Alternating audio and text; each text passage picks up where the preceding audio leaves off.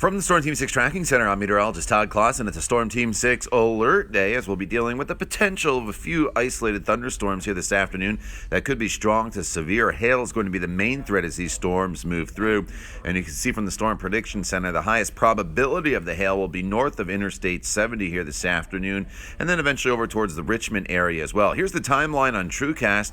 It's during the afternoon hours and even into your evening commute. So your evening commute may be affected by, again, the potential some hail, but also some very heavy rainfall that could lead to some ponding on the roadway, so be aware of that. Good news is the storms end by 7 o'clock this evening. Tomorrow, mostly cloudy skies, maybe a spot shower or two.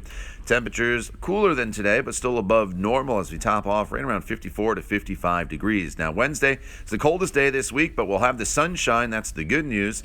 Thursday, partly cloudy up to 55. Friday's the warmest day at 66 degrees with a chance of a spot shower in the morning. Better chance of rain, though, unfortunately, arise on Saturday with numerous showers and thunderstorms.